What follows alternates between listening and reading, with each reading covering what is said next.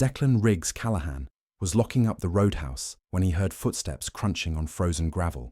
Late one freezing night in rural Pennsylvania, the temperature had plunged well below zero with a vicious wind chill.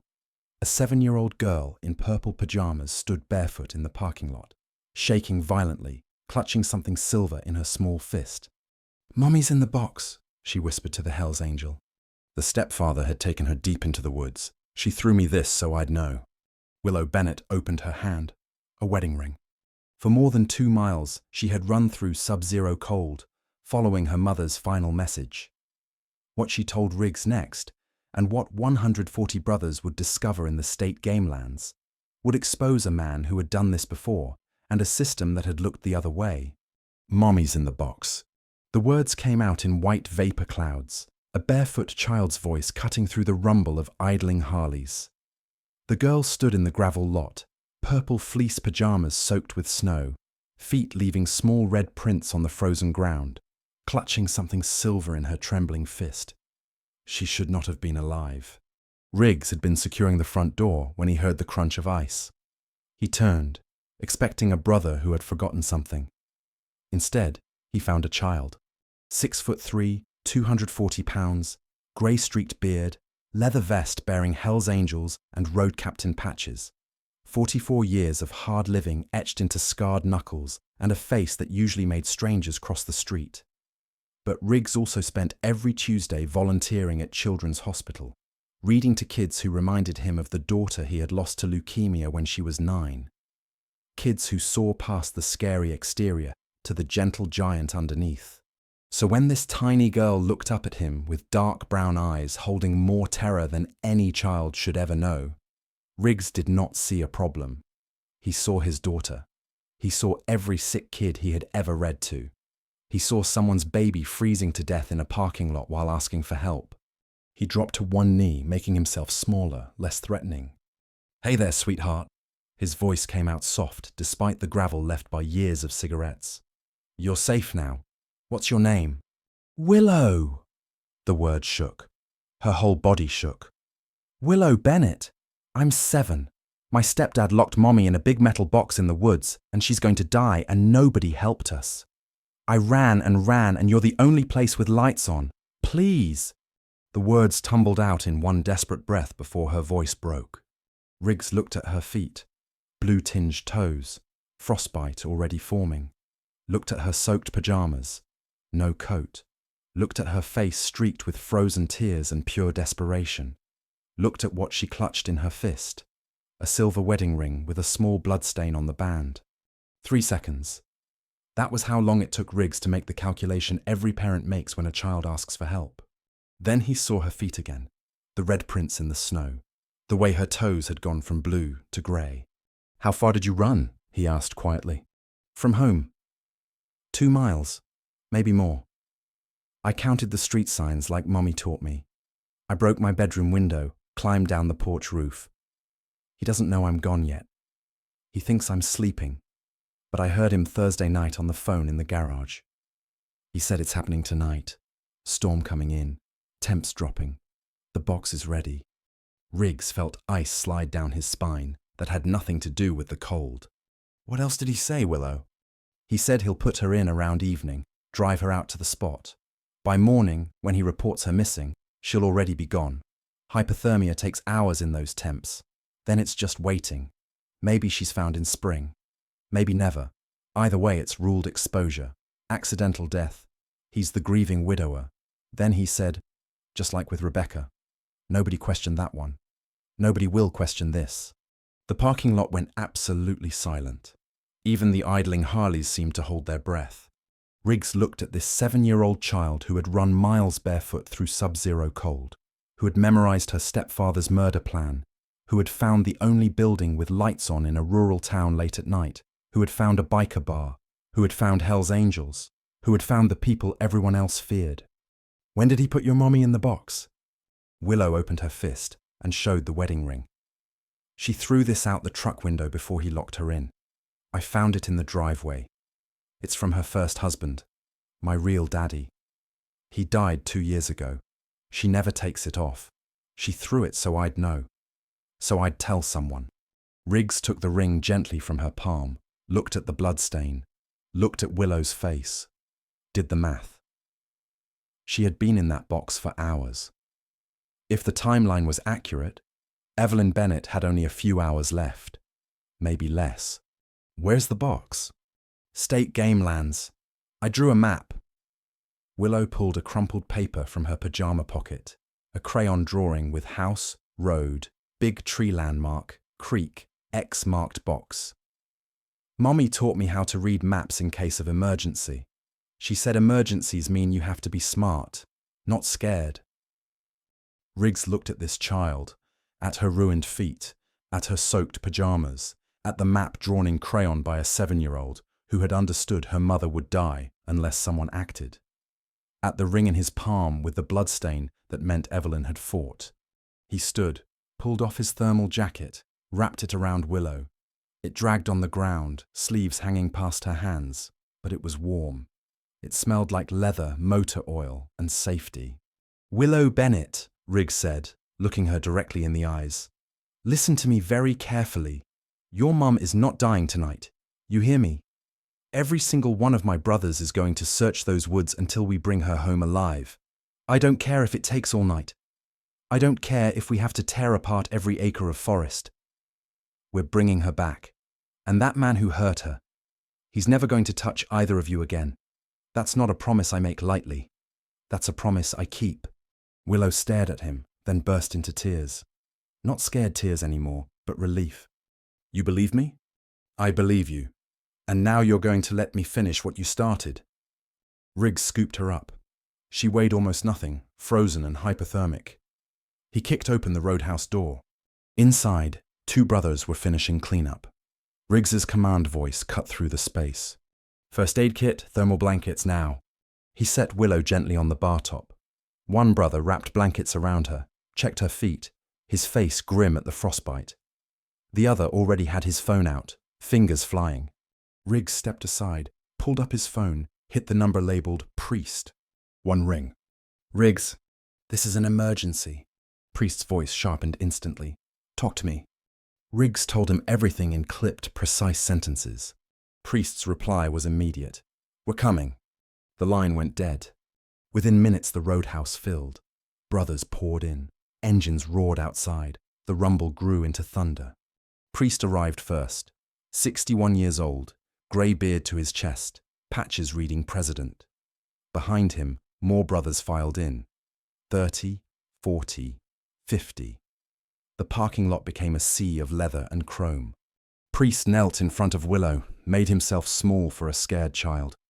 "Willow, my name is Victor. Everyone calls me Priest. I'm the president of this club. That means when I say something's going to happen, it happens. You understand?" Willow nodded. "We're going to find your mother. We're going to bring her home. And we're going to make sure the man who hurt her faces justice, not violence, not revenge. Justice. The kind that comes with handcuffs and prison cells and judges who actually listen." He paused. "Can you be brave for a little longer?" "How much longer?" "However long it takes." Willow looked at Riggs, back to Priest, around the room at 50 massive bikers in leather vests, all watching her with expressions that were somehow both terrifying and gentle. "Will you stay with me?" she asked Riggs. "No," Riggs said gently, "because I'm going to be in those woods finding your mom. But Track here, he's going to stay with you. He's got 2 daughters about your age. He knows how to take care of scared kids. And Doc Elena is on her way. She used to be an ER nurse. She'll make sure you're okay while we work." "You promise you'll find her?" "I promise." Willow reached into her pajama pocket, pulled out a small plastic Spider-Man figure, paint chipped, well-loved. "Mommy gave me this when Daddy died. She said Spider-Man protects people. That's what heroes do. They protect." She held it out to Riggs. "You take it for luck. Bring her home." Riggs took the toy, closed his massive fist around it gently, tucked it into his vest pocket right over his heart. "I'll give it back to you when your mom's safe. Deal?" "Deal." Priest stood, turned to the assembled brothers. His voice carried like a command. "Brothers, a 7-year-old child just ran miles barefoot through sub-zero cold to ask us for help. She did what 4 different authorities failed to do. She saw wrong and she acted. Now it's our turn. He held up Willow's crayon map. We're looking for a metal tool chest, industrial grade. Woman inside named Evelyn Bennett. She's been in there for hours. That gives us a narrow window before hypothermia becomes fatal. He looked around the room. Track, you're staying with Willow. Doc Elena is en route. You coordinate medical care for the child. Reaper, you pull every record you can on Derek Harlan, accident reports on his first wife, insurance policies, CPS reports, everything. Smoke, you're on digital. Find the girlfriend. Find the bank records. Find the evidence. Priest's voice hardened. Everyone else, you're with me. We're splitting into search teams. Every acre of those woods gets covered. We find that chest. We bring Evelyn Bennett home alive and we document every single thing we find, because when we hand this to the authorities, it's going to be airtight. What about the stepfather? Derek Harlan is at his house right now thinking he's gotten away with murder. He doesn't know Willow escaped. He doesn't know we're coming.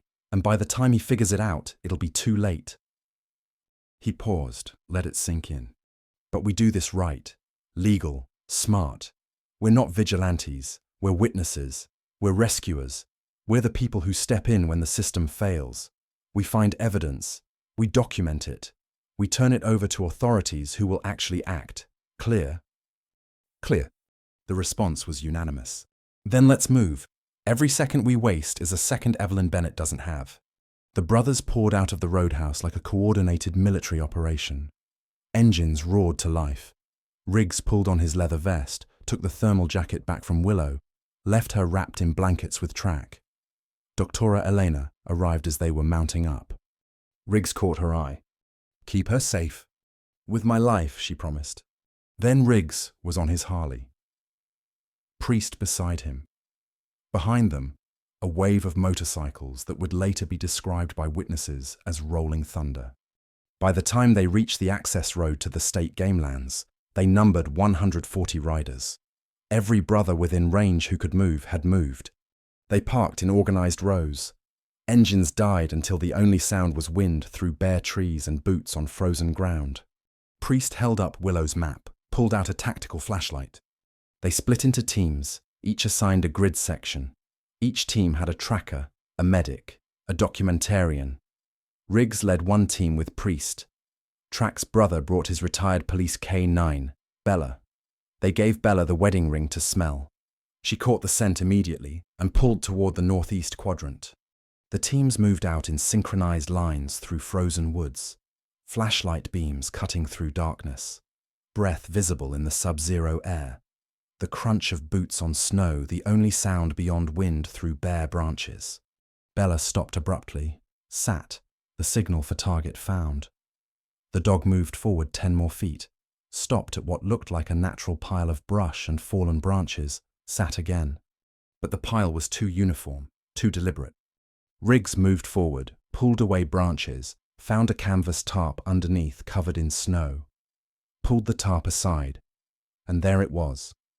A 6-foot industrial tool chest, heavy-duty padlock on the front, metal surface coated with ice. Priest knelt, put his ear against the metal. Absolute silence. Then his face changed. I hear breathing, shallow, slow, but breathing. Riggs was already pulling bolt cutters from his pack. Every team carried tools. He positioned them, squeezed. The metal resisted. He braced, squeezed harder. Priest added his strength. The lock held, then snapped with a crack that echoed through the woods. They lifted the lid. The hinges fought them, frozen, but adrenaline won. Inside, barely visible under a thin emergency blanket, was Evelyn Bennett, curled on her side in fetal position, grey sweater, faded jeans, dark hair matted, face ashen, lips blue, skin waxy, frost on her eyelashes. She wasn't moving.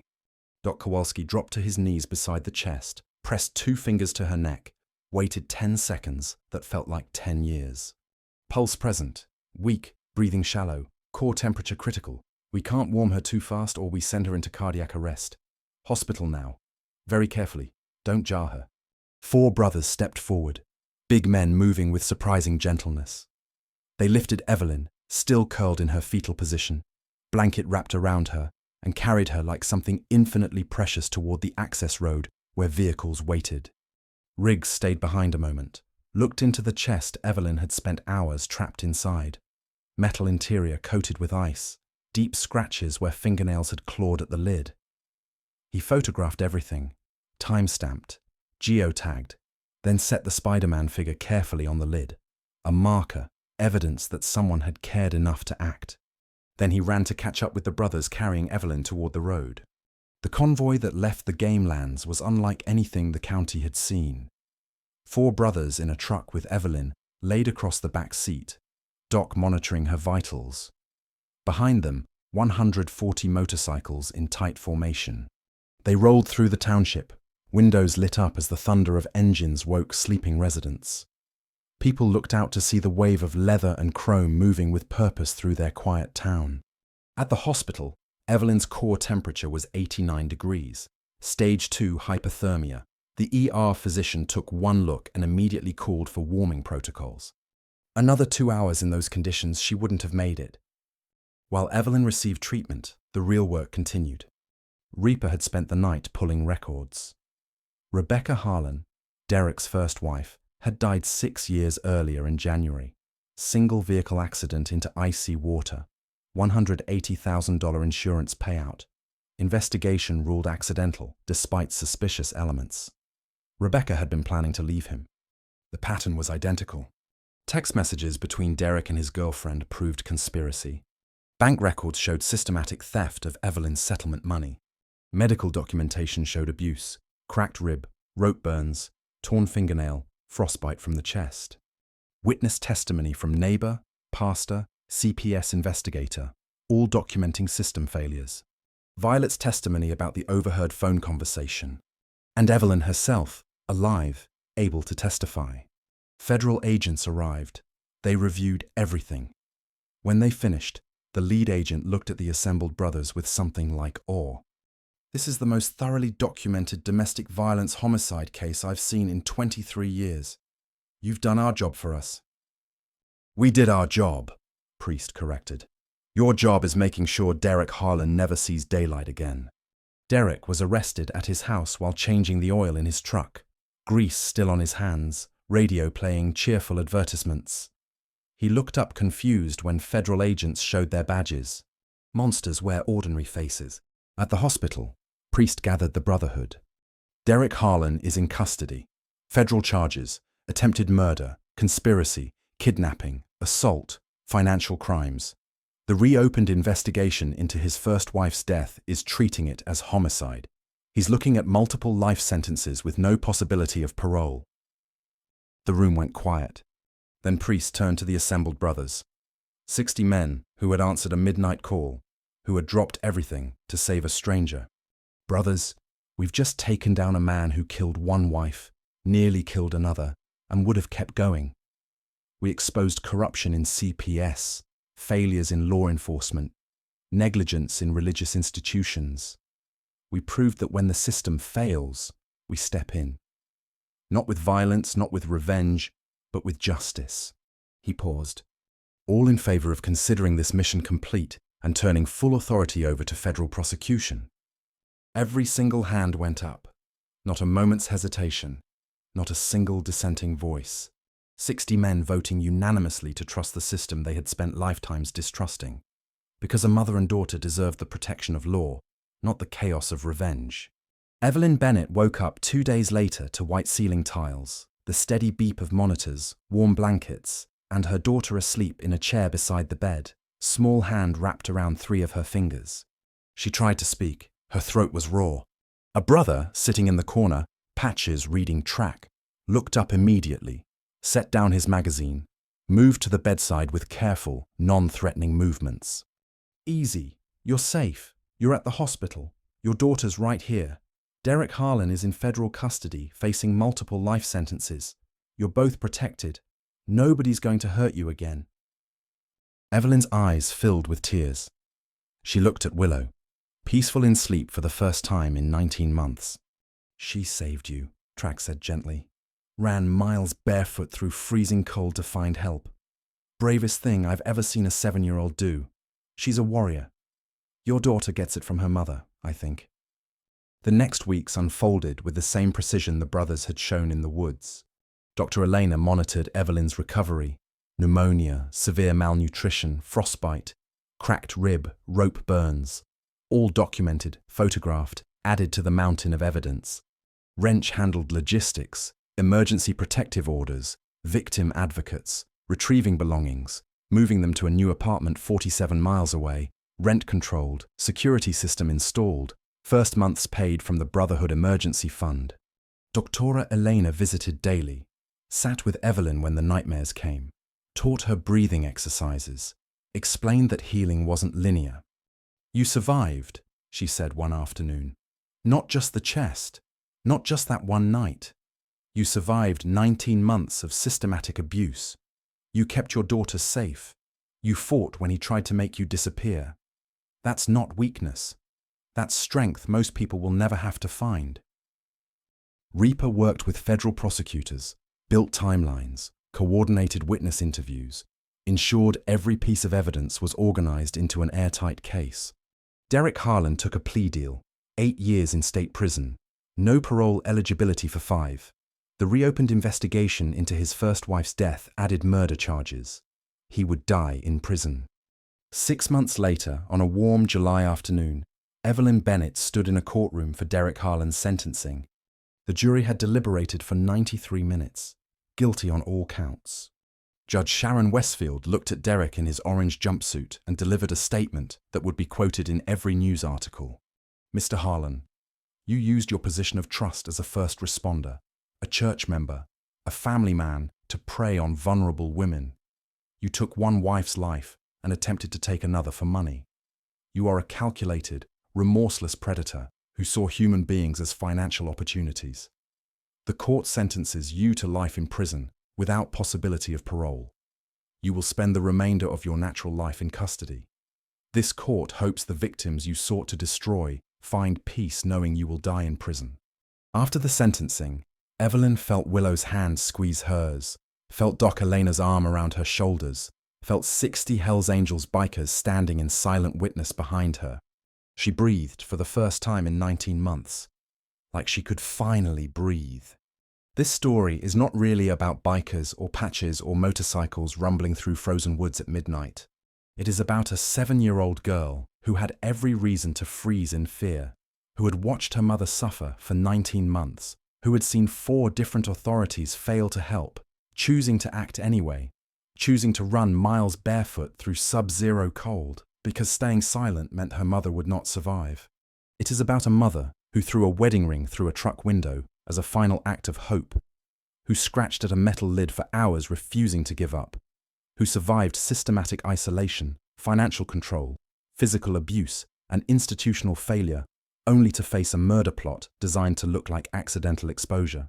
It is about 140 men who could have chosen violence and revenge, but chose justice and patience instead, who understood that real strength is not about how hard you can hit, but about how carefully you can document evidence, how thoroughly you can build a case, how perfectly you can hand everything to authorities who will finally listen. There are Evelyns everywhere, women trapped in relationships that look normal from the outside, women whose abusers are volunteer firefighters and church deacons and respected businessmen, women who try to ask for help and get told marriage is sacred, or he seems like a good guy, or there's no evidence. There are Willows everywhere, children watching their mothers suffer, children who know something is wrong but don't know who to tell because every adult they have trusted has failed them. You do not need a leather vest to be a protector. You do not need a motorcycle or a patch or a brotherhood of 140. You just need to care enough to act when you see wrong. Pay attention. Listen when someone says they are afraid, even if they smile while saying it. Believe victims even when abusers are charming. Ask uncomfortable questions. Push back when authority figures dismiss concerns. Be the person who does not accept everything's fine when every instinct says it is not. Stand in the gap between a victim and the system that is failing them. Because here is what Willow proved that freezing night. Sometimes the most powerless person in a room holds the key to saving someone else's entire world. Sometimes a barefoot child running through snow is braver than every adult who looked away. And sometimes, if they are very lucky, that person finds a family waiting to catch them when they fall. If this story moved you, share it with someone who needs to remember that real protectors still exist. Comment below and tell us who your protector was, or who you protected when nobody else would. Let us know you stand with Evelyn, with Willow, with every person who refuses to stay silent when they see wrong. Because this world needs more people who run toward danger instead of away from it. And maybe, just maybe, that person could be you. The sun set over Scranton on a warm September evening, 9 months after a child's bare feet left red prints in snow, turning the sky orange and pink. In a 2-bedroom apartment on the 3rd floor, Willow Bennett helped Willow with homework at the kitchen table, math worksheets, reading comprehension, normal 2nd grade work. Through the window came the distant sound of motorcycles, the brothers on their evening ride, a reminder that protection was always one phone call away. Willow looked up from her worksheet. "Mom, can Riggs come to my birthday party next month?" "Of course, sweetheart, and Track and Doc Elena and Priest. We can invite the whole club if you want." "I want that," Willow said, returning to her math, "because they're family." "They are family." On the corner of the kitchen counter sat a small plastic Spider-Man figure, the one Willow had given Riggs, the one he had returned after Derek's sentencing. Paint chipped, one leg bent, a symbol that impossible hope sometimes turned out to be real. Evelyn picked it up, held it for a moment, set it back down. Tomorrow she would take Willow to her therapy appointment. Next week she would start her new job, administrative assistant at a law firm that specialized in domestic violence cases, because she wanted to help other women the way she had been helped. Tonight she would finish homework with her daughter, make dinner in a kitchen that belonged to her, sleep in a bed in a warm room in a safe place, where no one controlled her movements, or monitored her breathing, or planned her death. And somewhere in Pennsylvania, another woman who needed help would hopefully find her own voice, her own protector, her own impossible salvation. Because Willow Bennett had proven something that freezing night, when she ran barefoot through snow with a silver ring clutched in her fist. Miracles do not always come from heaven. Sometimes they come from a child with purple pajamas and the courage to whisper 6 impossible words to a stranger. "Mommy's in the box, please help."